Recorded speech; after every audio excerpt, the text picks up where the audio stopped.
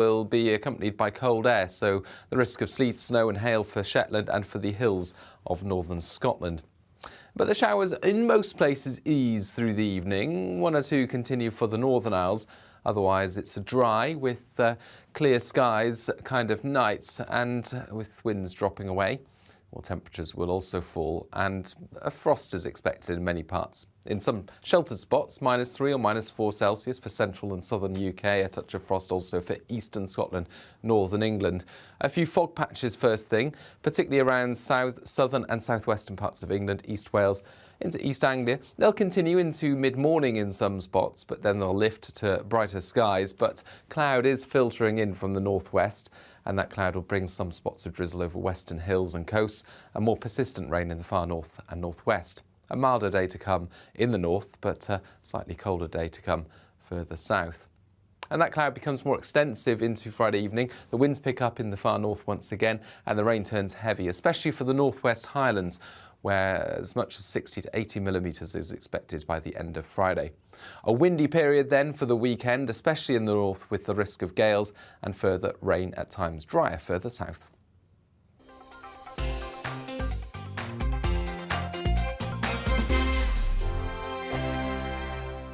Hello there, I'm Eamon. And I'm Isabel. And you're watching the GB News digital stream across the United Kingdom. And around the world.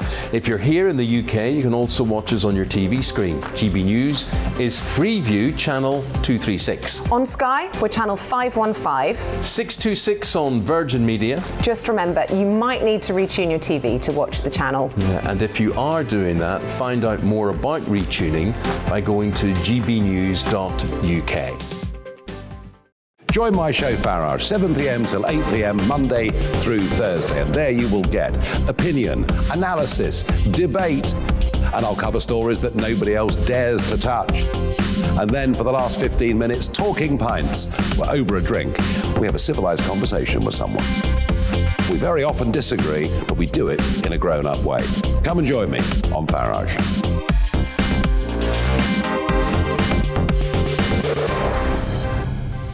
I'm Dan Wootton. Join me Monday to Thursday from 9 to 11 for the feistiest and most fun news debate on TV, where free speech reigns. I'll bring you a sharp take on the day's biggest stories, bombshell newsmaker interviews, and A-list guests.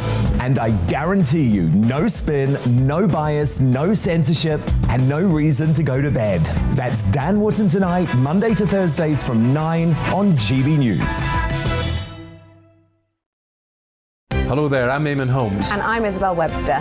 And we hope you can join us for Breakfast with Eamon. And Isabel. You make me laugh out loud, belly laugh. Is that important first thing in the morning? Yeah, absolutely. And there's me trying to be deadly serious.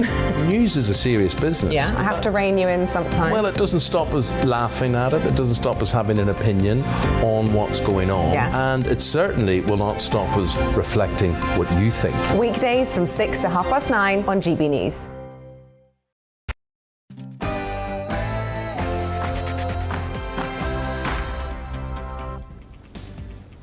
A very good afternoon. It is 3 o'clock on Thursday, January 27th. You're watching The Briefing on GB News with me, Darren McCaffrey, an hour of all the latest political news and analysis. And coming up between now and 4 p.m, it is in many ways the moment that we've all been waiting for and are still waiting for. When will Sue Gray's report be published?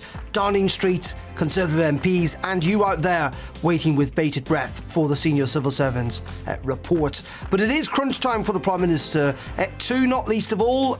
We'll be looking at the other big political issues of today, including how Plan B has been dropped across England. Are we finally turning the corner on the pandemic? We'll be discussing that and much more. Plus, are the SNP making a power grab in Scotland as they insist they want to keep many of the COVID laws that they have access to beyond the end of the pandemic? And we'll be getting the latest from Windsor on Prince Andrew. That and so much more over the next hour. Do get in touch. Let us know what you think.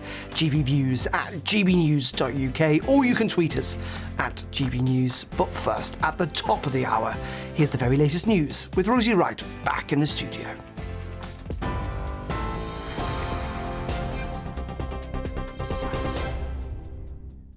Thanks, Darren. It's just gone 1 minute past 3. I'm Rosie Wright here to keep you up to date on GB News. Boris Johnson has rejected claims that he intervened to get animals out of Afghanistan, dismissing the claims as total rhubarb. Former Royal Marine Pen Farthing launched a campaign to evacuate his team and his animals from Kabul when the Taliban seized control in August of last year. Well, the Prime Minister has repeatedly denied approving the rescue effort, despite new evidence suggesting otherwise. That is absolutely. This whole thing is total rhubarb. I was very proud of what our armed services did with op-pitting, and it was an amazing thing to move 15,000 people out of Kabul in the way that we did. I thought it was also additionally very good that we were able to help those vets who came out as well. Well, Boris Johnson says he will publish the Sue Gray report into alleged lockdown parties in full, but he hasn't confirmed when. Opposition leaders have been calling for transparency following suggestions by some cabinet ministers that sections of the report may be redacted for security reasons. Scotland Yard is investigating some of the events, but Number 10 says Boris Johnson hasn't been interviewed by police. Well, the leader of the Labour Party, Sir Keir Starmer, says for families who had to sacrifice so much, the truth is the least they deserve. We will pursue every option to make sure that that report is out in full, because the idea that so many families who went through grief in the last 2 years should have hidden from them the full picture of what the Prime Minister was up to and what was going on in Downing Street is unthinkable. They're entitled to the truth. They gave up so much. The least they're entitled to is the full truth from the Prime Minister. Prince Andrew's lawyers have accused Virginia Giuffre of wrongful conduct in their latest attempt to dismiss the civil sex abuse case against him. They've submitted 11 reasons why they believe the case should be thrown out. The Duke of York has consistently denied the allegations. Well, the Sun's former royal correspondent, Charles Ray, says the outcome won't change on how people view him. Despite all this posturing by both sides, the plaintiff and the defence, you've got the situation where this case could end up being settled out of court, as 97% of civil actions are settled in America. So none of it is any good. You know, at the end of the day, whatever the result is, it's not going to look well for Prince Andrew, even if he's cleared of all these horrible allegations. Russia says tensions with the West over Ukraine are reminiscent of the Cold War. It comes as the US formally rejected Moscow's demand to ban Ukraine from NATO. The Kremlin says remarks by the US and NATO do not give much cause for optimism, and it's clear, they say, its security concerns haven't been considered. Former NATO Deputy Supreme Allied Commander, General Sir Richard Shirreff, told GB News Putin is holding a gun to NATO's head.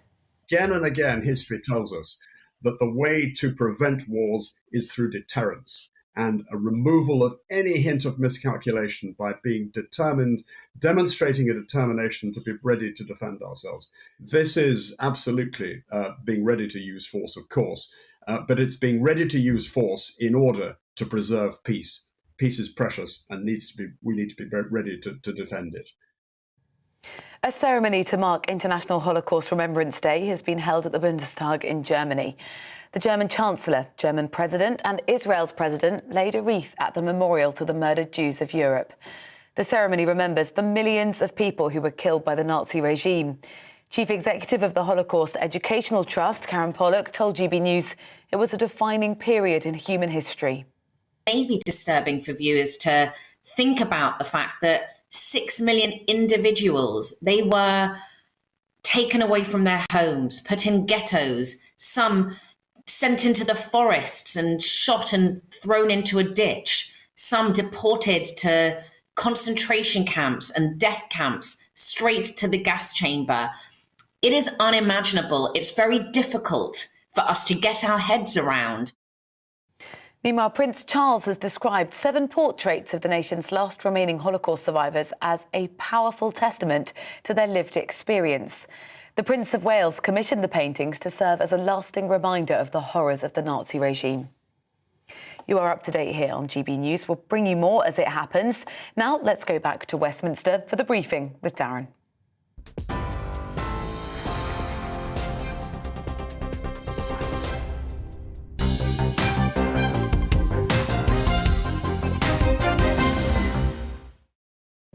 Yeah, very good afternoon. Welcome back to the briefing here on GB News on this Thursday afternoon. Thank you for your company. It is 6 minutes past 3 o'clock. We're on TV, online and on DAB digital radio live from Westminster. Well, today the Prime Minister has been out and about in Wales, in which he's rejected claims that he authorised the evacuation of animals from Afghanistan during the fall of Kabul last year. It follows emails that seem to suggest from Whitehall by civil servants that he did indeed intervene, though he called the suggestion absolute rhubarb a little bit earlier on in denying it. It follows, of course, the controversy around that suggestion that these animals were evacuated from Afghanistan after political intervention, something that has also been denied by the Defence Secretary, we should say. In addition to that, the Prime Minister and others, of course, waiting for Sue Gray's report into alleged parties in Downing Street and in Whitehall. We had expected it yesterday. We thought it might even come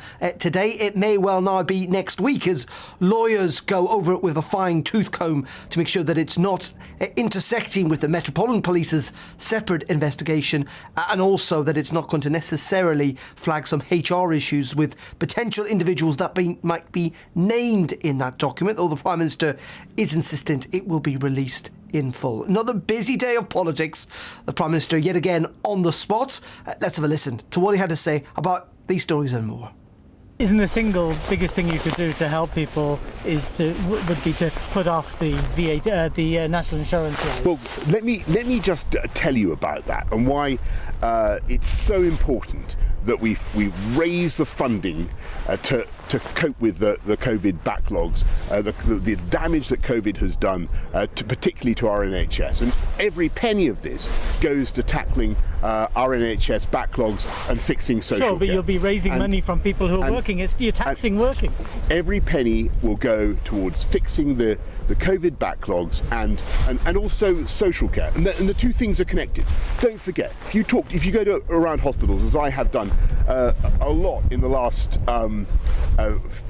18 months and more, 2 years, so much of the problem is caused and aggravated, made worse by the numbers of people that are waiting in hospital that can be discharged, but they can't be let out of hospital because we can't find the right package of social care. And I think people will think it needs to be paid for. It does need to be sorted out. But from working people, you'll be taxing people who are in employment, which is what you're trying to help. What we're doing is helping people into work. We've got record employment now. We've got record low youth unemployment.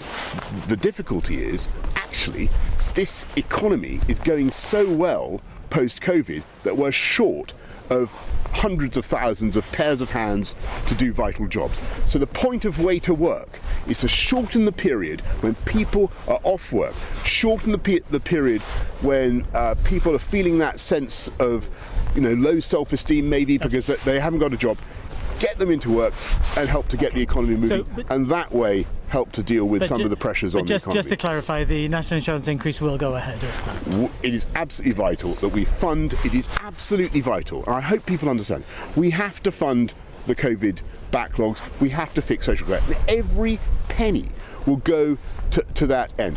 I think people do understand. I don't think there's a family in this country that hasn't been affected by the COVID backlogs in one way or the other. I bet you know somebody. I bet you know somebody who's had their treatment, a scan delayed because of what we went through over the last 18 months. We had to spend over 400 billion keeping the British economy going during the lockdowns. We've got now to move forward. We've got to fix the COVID backlogs, and we've got to sort out social care. And I think that's the right thing to do. I have to ask you about two other matters. Are you delaying the Sue Gray report? Absolutely not, but you'll just have to, I'm afraid, you've got to let the independent inquiries go on. When do you think it'll be published? I can't really say any more than what I said yesterday about that. Will you publish it in full? Of course. So exactly as Sue Gray, the report as Sue Gray hands to you, that will be made public without any redactions? I can't go beyond what I said yesterday, but I stick completely by what I've said to the House of Commons. But what I hope people understand is that while we wait for all that to go on, we've got to get on, and the government is getting on with our work. So it's clearing the COVID backlogs, but also making sure that we help to fix the the cost of living crisis, helped to address the issues with inflation by helping to move people off welfare into work with a way to work. And did you authorise evacuating animals out of Kabul over? No, and that is absolutely. This whole thing is total rhubarb. I was very proud of what our armed services did with op-pitting, and it was an amazing thing to move 15,000 people out of Kabul in the way that we did. I thought it was also additionally very good that we were able to help those vets who came out as well. There you go, the Prime Minister talking a little bit earlier on about a whole range of issues there, not least of all on that issue that we were focusing on the top about his intervention, possible intervention, something he denies in the evacuation of those animals from Afghanistan. Well, that and others was also put to the leader of the opposition. So for political balance, let's hear what Sir Keir Starmer had to say a little bit earlier too. The Sue Gray report needs to be published in full as soon as possible. And I mean in full, not redacted, not edited, not a summary, not parts left out, in full. After what everybody in the country has been through in the last year or two with the pandemic, huge sacrifices have been made. The least that they're entitled to is the truth about what the Prime Minister was up to. What do you think is happening? Why are we not getting it yet? Well, there are various issues, as I understand it, why it's delayed, but the most important thing is that we see the full report as it was delivered to the Prime Minister, so that everybody can see for themselves her understanding, her establishment of the facts of what actually happened. What options are open to you and the Labour Party if it is redacted? We will pursue every option to make sure that that report is out in full, because the idea that so many families who went through grief in the last 2 years should have hidden from them the full picture of what the Prime Minister was up to and what was going on in Downing Street is unthinkable. They're entitled to the truth. They gave up so much. The least they're entitled to is the full truth from the Prime Minister. And just finally, the Prime Minister's in Wales at the moment. What should he be doing now whilst we're waiting? Well, he needs to clear up all this nonsense about Partygate. The government's been paralysed for weeks now with allegations of partying. Instead of getting on with the job, there's a cost of living crisis. People are really struggling with their energy bills, their fuel bills. They're about to face council tax rises, national insurance tax rises.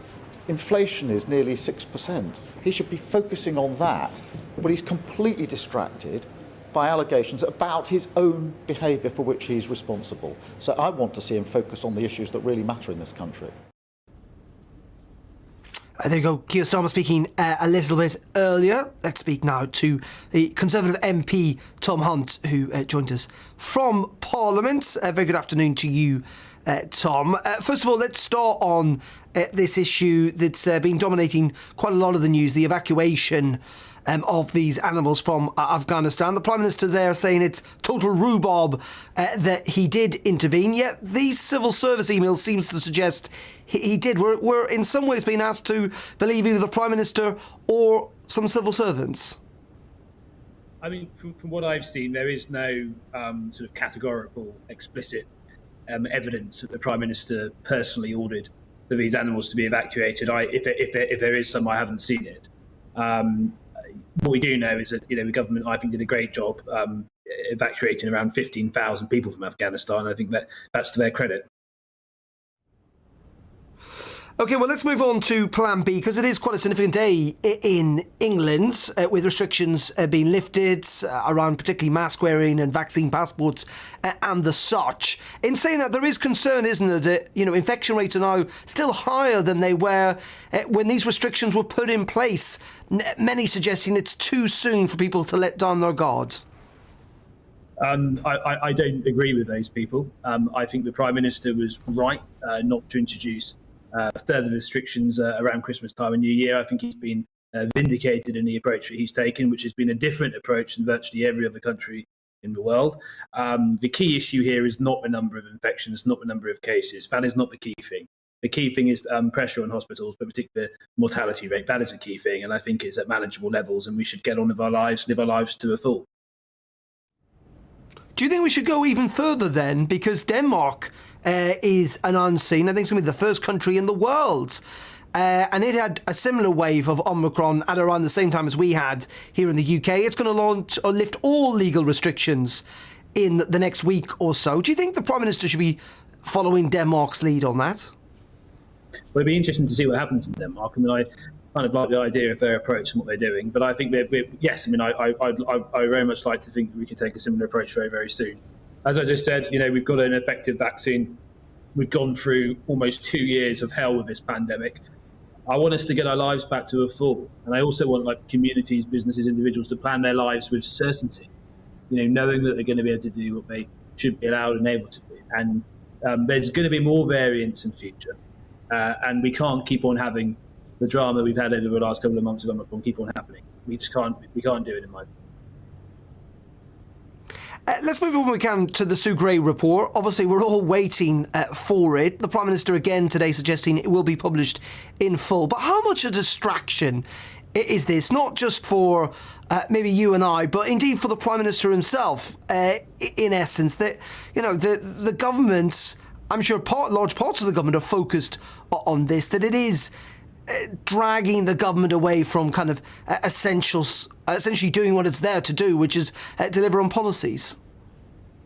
I mean, clearly it's been a distraction. I think it's sort of dominated the media. It's filled up our inboxes as members of Parliament. And to be perfectly honest with you, to a certain degree, understandably so. The revelations have caused significant anger for many of my constituents, and including actually, for me. I mean, I've been very troubled by the revelations, but ultimately, I think that this is quite an emotional issue, and it elicits an emotional response because people will all be thinking about the sort of sacrifices they were having to make. And of course, as a member of Parliament, I voted through those restrictions, or more often than not, I did, and I followed them, and my constituents followed them. So understandably, there's a degree of anger. However, with Russia and the Ukraine situation, with the economy, cost of living, it is right that I think as soon as possible we can move beyond this and focus on those key issues. Because more and more, when I go and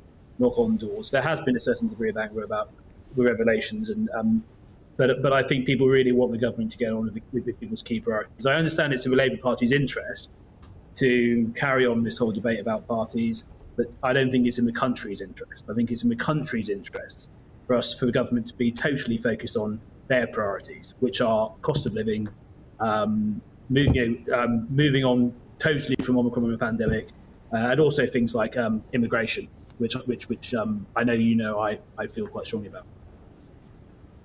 Just very finally, before we let you go, though, Tom, one thing that you've just picked up on there is the cost of living crisis. Increasingly, colleagues of yours are calling now on the government to scrap the national insurance rise plan for the start of April, that will see hundreds and hundreds of pounds added to the average taxpayer's bill at a time of which inflation's rising, energy prices are going through the roof. I mean, do you think the government should at the very least now be looking at delaying this national insurance rise?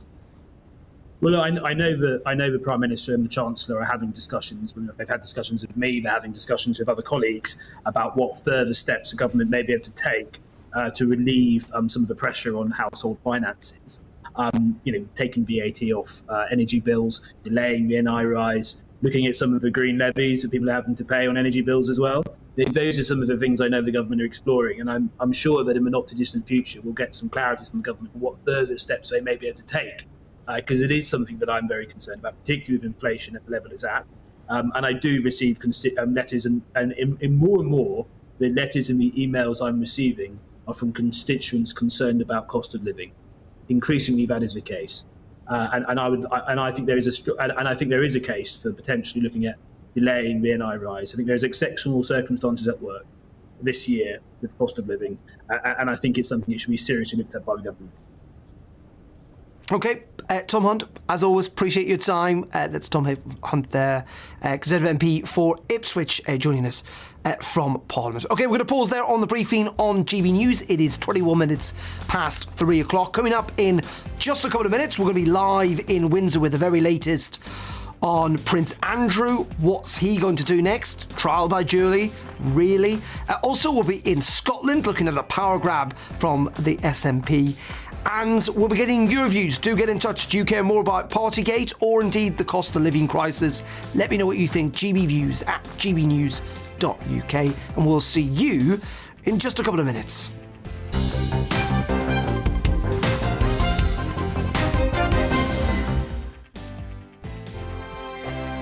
Hello there, I'm Eamon. And I'm Isabel. And you're watching the GB News digital stream across the United Kingdom. And around the world. If you're here in the UK, you can also watch us on your TV screen. GB News is Freeview channel 236. On Sky, we're channel 515. 626 on Virgin Media. Just remember, you might need to retune your TV to watch the channel. Yeah, and if you are doing that, find out more about retuning by going to gbnews.uk. Join my show Farage, 7 p.m. till 8 p.m. Monday through Thursday. And there you will get opinion, analysis, debate, and I'll cover stories that nobody else dares to touch. And then for the last 15 minutes, talking pints. We're over a drink. We have a civilized conversation with someone. We very often disagree, but we do it in a grown-up way. Come and join me on Farage.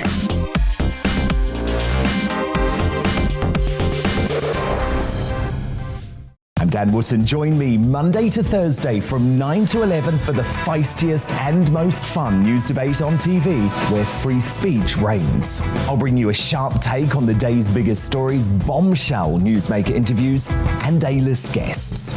And I guarantee you, no spin, no bias, no censorship, and no reason to go to bed. That's Dan Wootton tonight, Monday to Thursdays from 9 on GB News.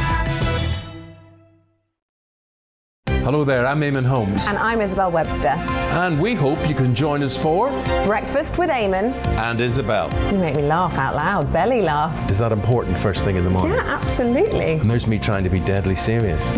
News is a serious business. Yeah, I have to rein you in sometimes. Well, it doesn't stop us laughing at it. It doesn't stop us having an opinion on what's going on. Yeah. And it certainly will not stop us reflecting what you think. Weekdays from 6 to 9:30 on GB News. My name is Andrew Doyle. Join me every Sunday evening at 7 p.m. for Free Speech Nation. This is a show where we address current affairs and news stories of the week with the help of two wonderful comedian panellists. I brought in comics because I want to give it a lighter edge, and also they work for less. See you there.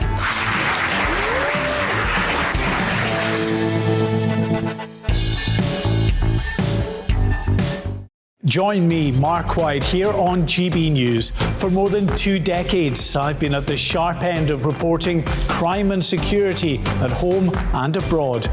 From the scourge of terrorism to the fight against violent crime and the deepening small boats crisis in the Channel, they're issues you rightly care about, and so do I. As GB News home and security editor, my focus will be on the stories that matter to you.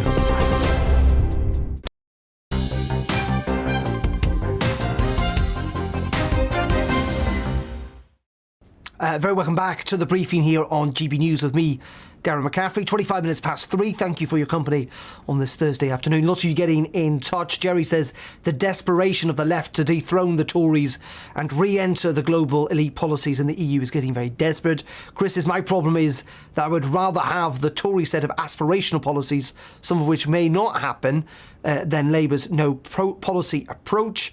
And John says, what a hypocrite Keir Starmer is. Perhaps he and Angela Rayner should stop having a go at Boris. We might be able to move the country forward.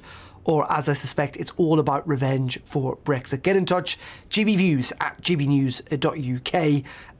Very keen to hear a cross-section of views on all of this. Well, let's get more of it now by joining the Conservative commentator, Albie Alacrona, who joined us down the line. Albie, thank you very much indeed for joining us. Just first of all, Sue Gray's reports.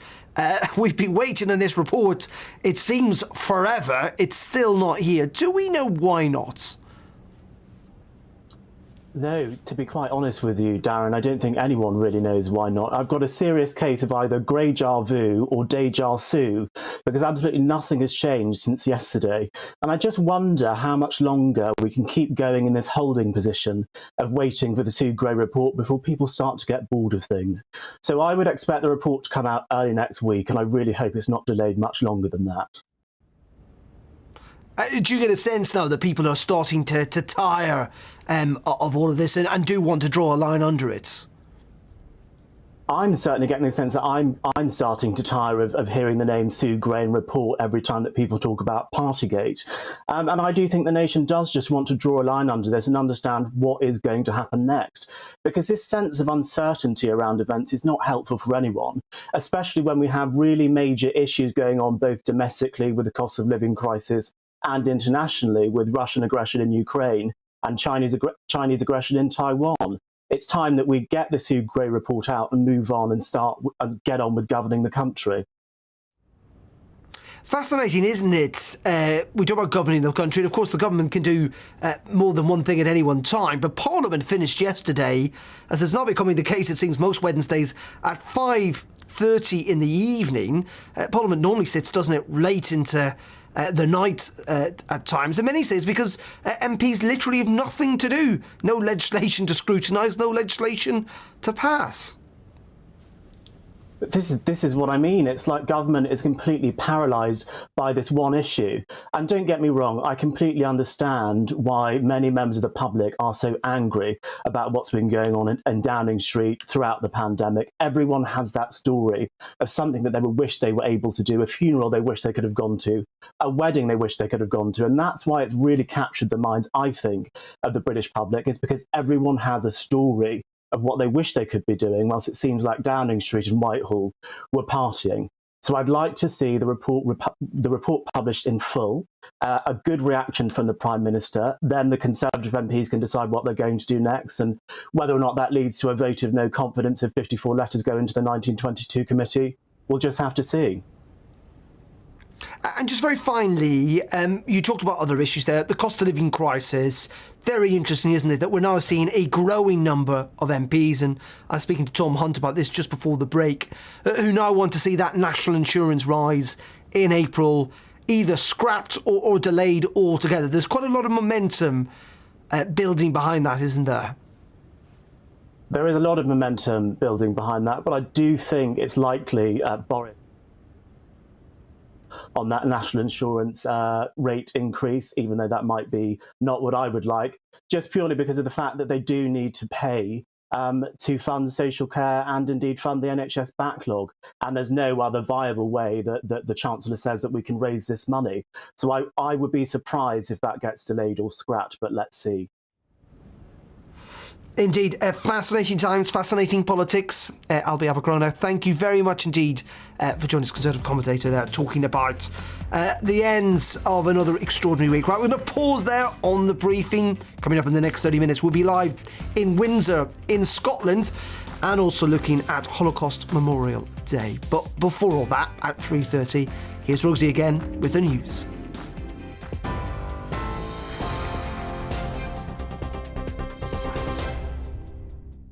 Thanks, Darren. Let's get you up to date here on GB News. A man's pleaded guilty to intending to cause Professor Sir Chris Whitty distress. Jonathan Chew admitted filming and jeering at England's chief medical officer, while another assailant, Lewis Hughes, held him in a headlock. It happened in a London park in June last year. Lewis Hughes was sentenced in July for assault by beating. The Prime Minister has dismissed claims he intervened to get animals out of Afghanistan as total rhubarb. The former Royal Marine, Pen Farthing, launched a campaign to evacuate his team and his animals from Kabul when the Taliban seized control in August last year. The Prime Minister has repeatedly denied approving the rescue efforts, despite new evidence suggesting otherwise. Well, Boris Johnson says he'll publish the Sue Gray report into alleged lockdown parties in full. He hasn't, though, confirmed when. Opposition leaders have been calling for transparency following suggestions by some cabinet ministers that sections of the inquiry may be redacted for security reasons. Scotland Yard is investigating some of the events, but Number 10 says the Prime Minister Measures have been scrapped in England, bringing a number of coronavirus rules to an end. Face masks are no longer required. Some retailers, though, like Sainsbury's, as well as transport operators, are asking people to continue wearing them. The legal requirement for NHS COVID passes to enter venues such as nightclubs has also been dropped. And from Monday, there'll be no limit on the number of visitors to care homes in England. The Department of Health also announced changes to COVID testing for workers. Weekly PCR tests will be replaced by pre-shift lateral flows instead from the 16th of February. You are up to date here on GB News. We're on your TV, online and DAB Plus radio. We'll keep you up to date across the afternoon. A short break now, then we'll head back to Westminster for the briefing with Darren.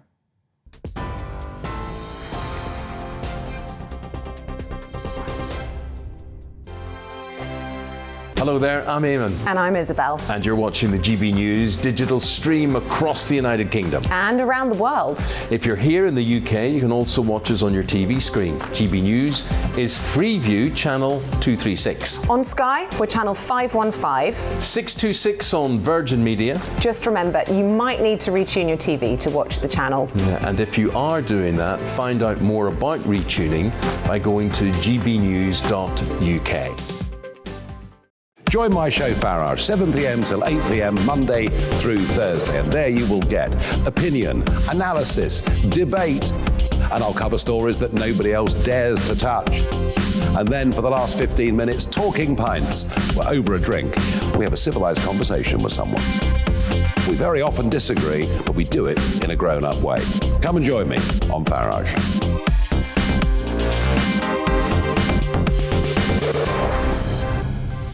I'm Dan Wootton. Join me Monday to Thursday from 9 to 11 for the feistiest and most fun news debate on TV, where free speech reigns. I'll bring you a sharp take on the day's biggest stories, bombshell newsmaker interviews, and A-list guests. And I guarantee you, no spin, no bias, no censorship, and no reason to go to bed. That's Dan Wootton tonight, Monday to Thursdays from 9 on GB News. Hello there, I'm Eamon Holmes. And I'm Isabel Webster. And we hope you can join us for Breakfast with Eamon and Isabel. You make me laugh out loud, belly laugh. Is that important first thing in the morning? Yeah, absolutely. And there's me trying to be deadly serious. News is a serious business. Yeah, I have to rein you in sometimes. Well, it doesn't stop us laughing at it. It doesn't stop us having an opinion on what's going on. Yeah. And it certainly will not stop us reflecting what you think. Weekdays from 6 to 9:30 on GB News.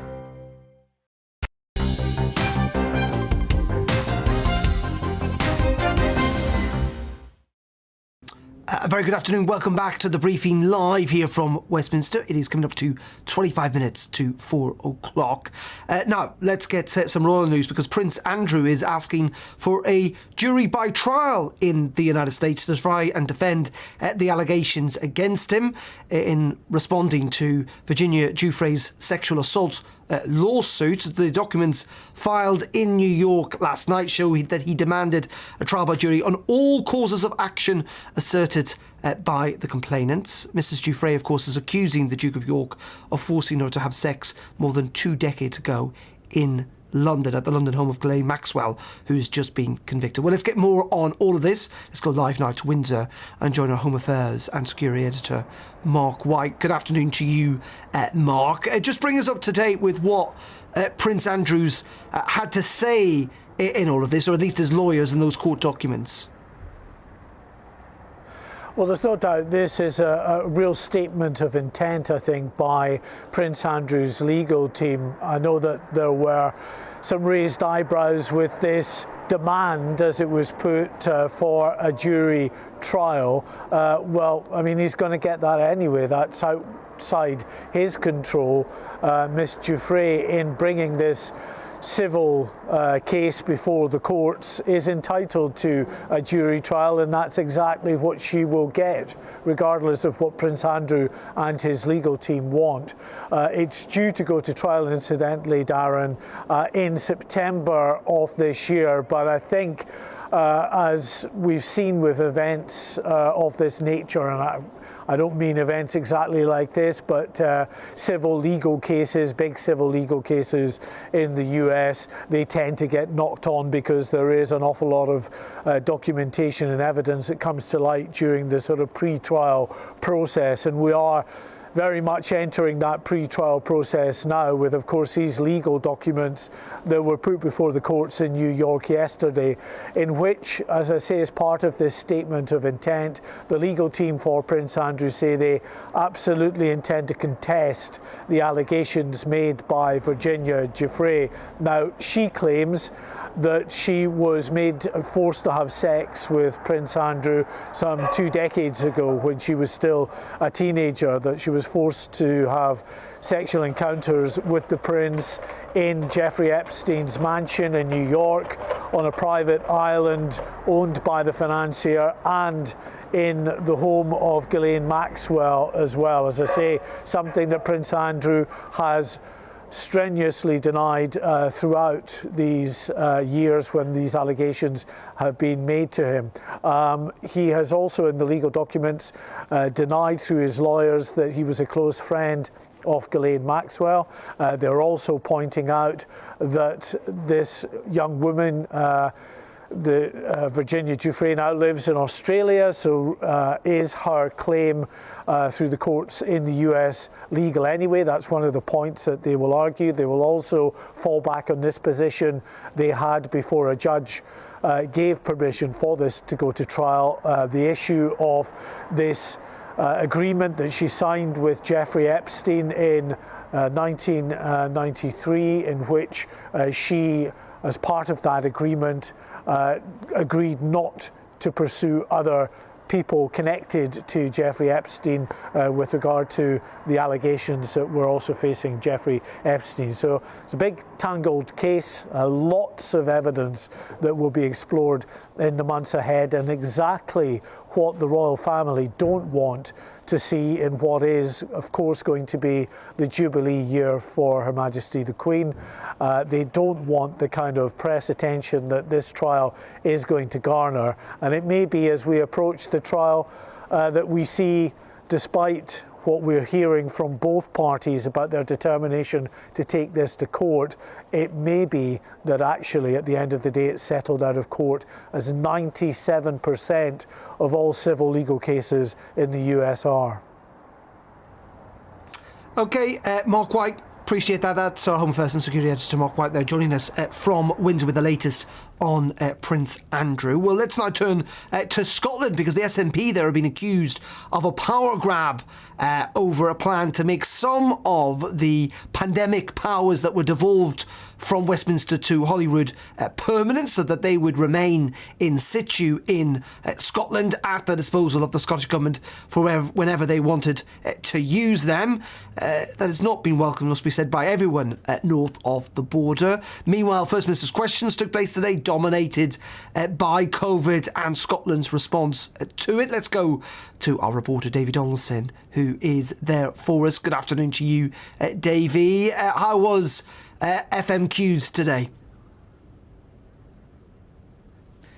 Yeah, I mean, FMQs, there was not so much about the COVID side of things for once, which I suppose was a refreshing change for just about everyone, I would think. Certainly the main thrust of it was Douglas Ross, the Conservative leader, speaking to Nicola Sturgeon and questioning her about the lack of maternity services with regards to Elgin and women having to travel from Elgin to Aberdeen or Elgin to Inverness in order to get seen to, especially when it's something that's short notice and something that is something that's happened that could obviously jeopardise their baby as well. So, and we had some harrowing accounts, really harrowing accounts from Douglas Ross, from certain women who had undergone these ambulance journeys through to Aberdeen or through to Inverness to get such treatment and having to travel such a long period of time in order for that to happen. So really the problem is that Dr Gray's Hospital in Elgin, the maternity services were cut there back in 2018. So that's really been the root of the problem. Since then, 18 maternity staff have come out and put a letter together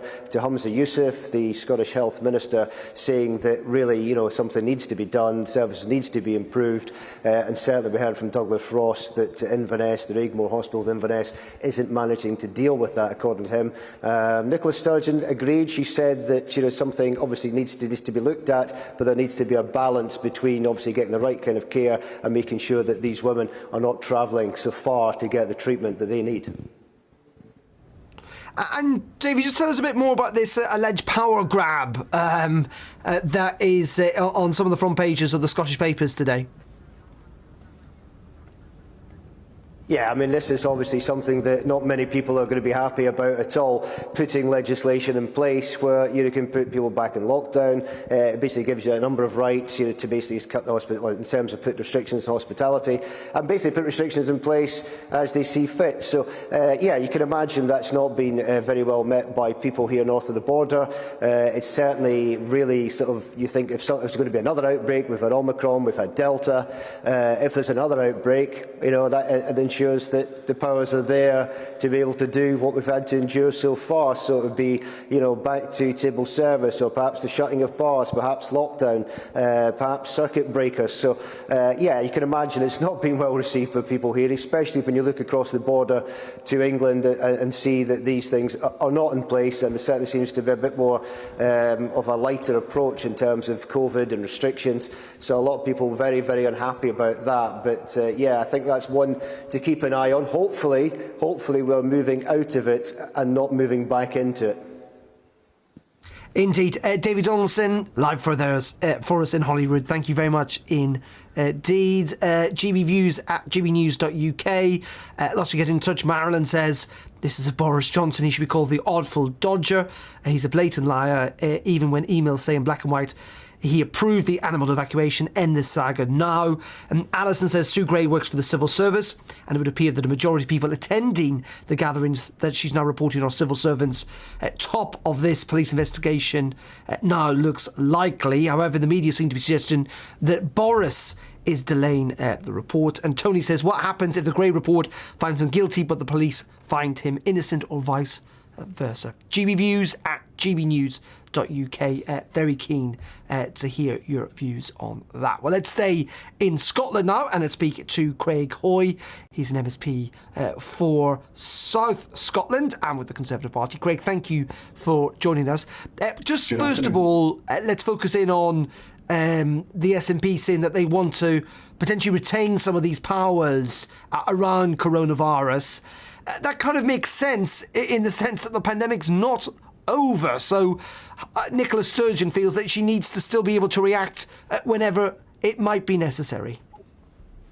I don't think that's the case at all, because the existing laws can be extended. This is an attempt really to put what were permanent powers that the Scottish Parliament and the Scottish Government took during the pandemic, and to make them permanent. And that gives the ministers here in Scotland unfettered powers to, for example, close schools, to restrict access to justice, to release prisoners early, and also to impose further lockdown restrictions without coming back to Parliament again. And I think that's the fundamental issue here. It is granting these powers to ministers permanently and free from any parliamentary scrutiny. And that's simply wrong, and it's just the latest in a long line of SNP power grabs. When we look at the current restrictions in place in Scotland, they've been more restrictive, if you like, or more cautious than here in England. Plan B being lifted today. Would you like to see Scotland essentially lift restrictions much more quickly now, as is happening in other European countries like Denmark as well? Well, following repeated demands from the Scottish Conservatives, the First Minister finally announced the lifting of most of the restrictions here in Scotland last week, and they went earlier this week. But we still have, for example, face masks in schools, and we've repeatedly challenged Nicola Sturgeon to show us the data, to show us the evidence for the ongoing restrictions. For example, we're still going to have COVID passports till the end of February.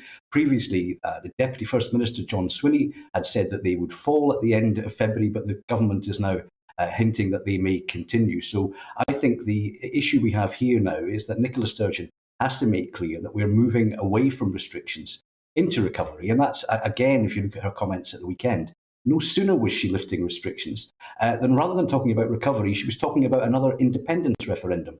From start to finish, I think Nicola Sturgeon has serious questions to answer about the way she's managed this pandemic and how she's going to manage our recovery, which is all important because across Scotland, there are very many businesses that are still waiting for a support package that the First Minister announced in December when she put fresh restrictions on Scottish hospitality, and they've not had that money yet.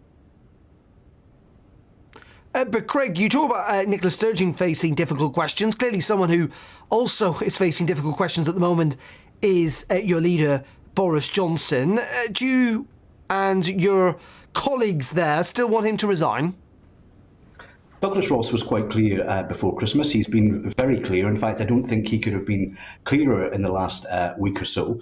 We're now in a bit of a holding pattern. We're waiting for the inquiry by Sue Gray. We hope, I think, to get that probably early next week. At that stage, obviously, any further comment will come forward from the Scottish Conservatives. But we've been quite clear all the way through in terms of where we stand in relation to that. It's now really for colleagues at Westminster to look at the evidence that comes forward from the Sue Gray inquiry and to make their position known once they've been able to weigh up that evidence.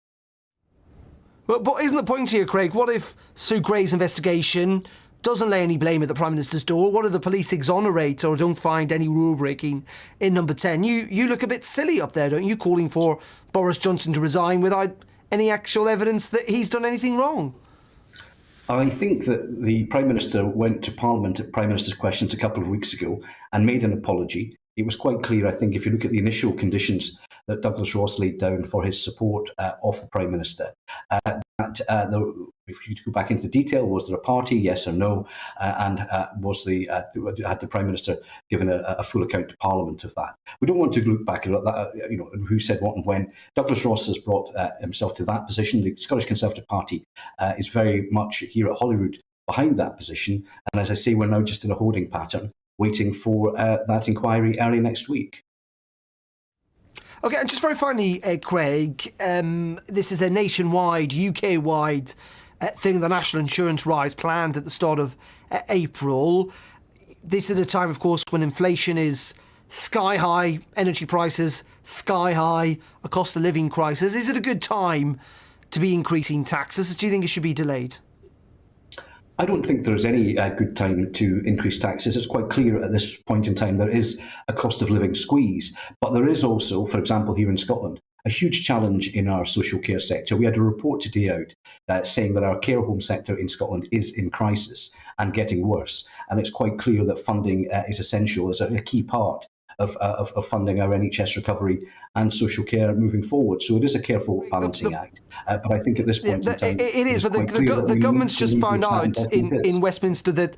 Sorry to interrupt. I'm just saying the government's found out in Westminster that they've got, I think, £18 billion higher tax receipts in December than they had planned. Now, that's £6 billion more than the £12 billion that be raised in 1 year from this new tax. You say there's not a good time to raise taxes, but surely this is the worst of all times. I mean, the government could afford to do this this year without raising that national insurance and put in the money that you're talking about.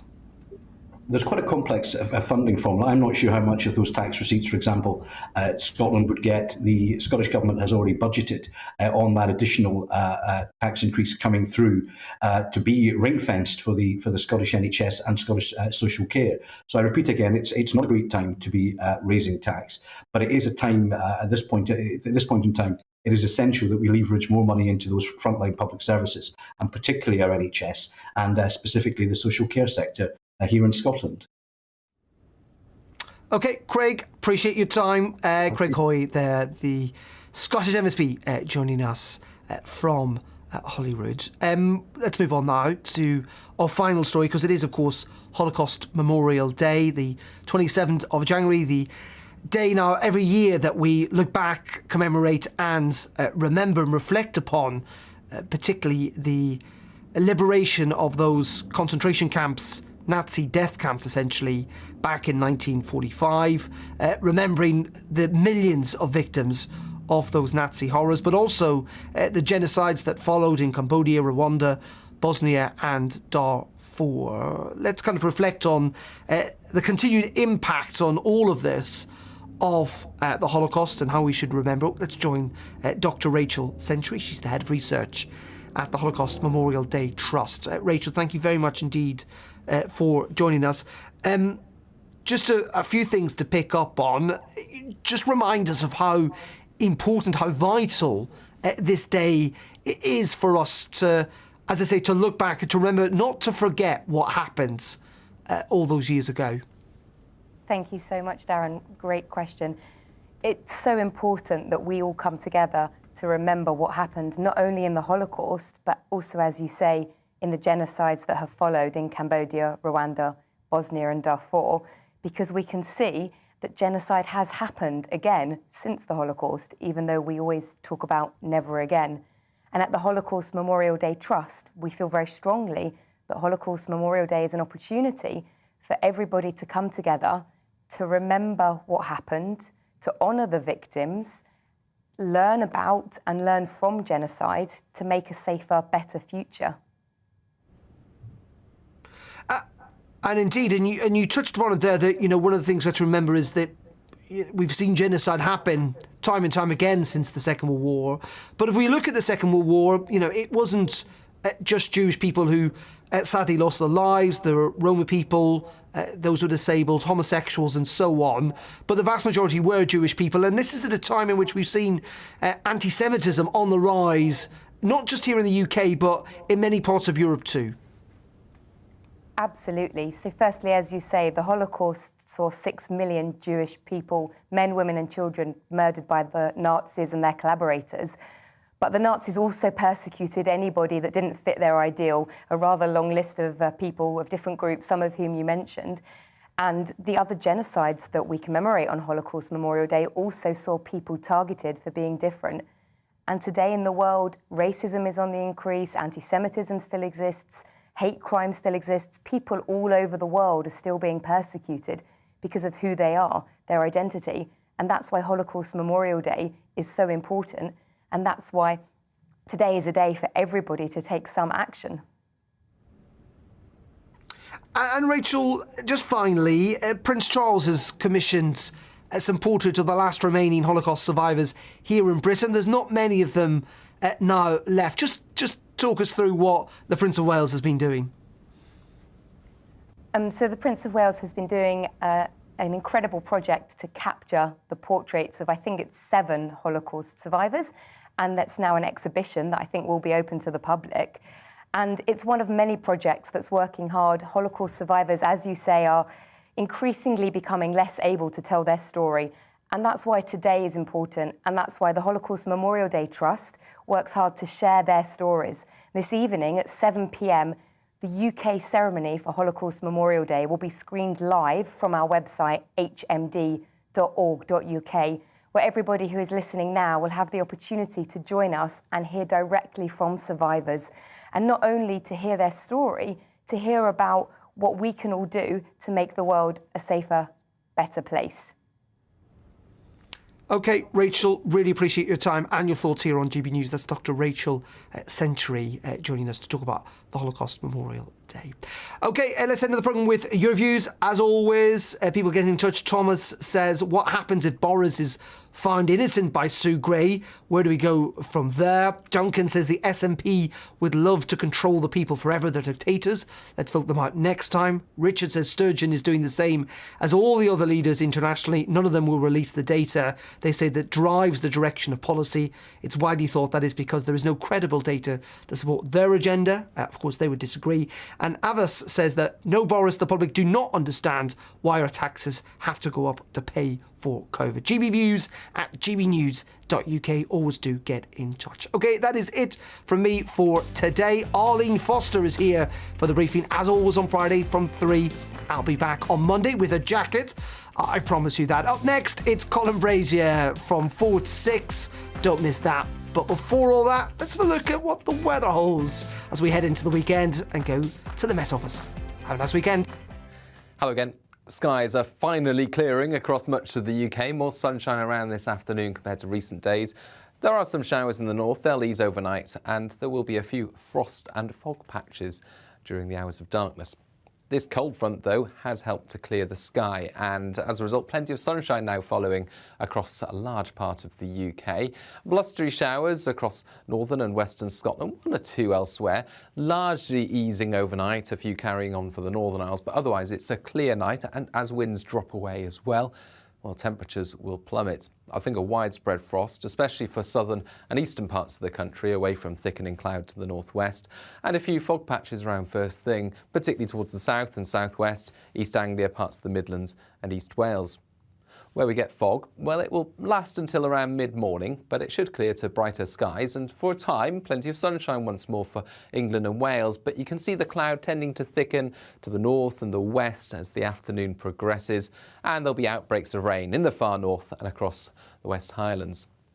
A freshening breeze as that rain turns up into the day, but temperatures by and large not far from average, and we keep the sunshine until the end of the afternoon in the south and southeast. But overall, Friday night looks a lot cloudier. It will also be breezier, with gales developing in the far north and northwest of Scotland, some heavy rain, and particularly for the Northwest Highlands, where it will really build up on Friday night into Saturday morning, 80 millimetres plus over some of the soggier spots. Some dampness elsewhere, particularly western hills and coasts, as the cloud thickens through the night. But the cloud and the breeze will prevent a frost, and it will prevent fog first thing Saturday. So a mild start. Wet and windy weather sweeps south across Scotland, Northern Ireland and Northern England. Clears to brighter skies for Saturday afternoon, but also colder air. Sunday is looking very windy. Join me is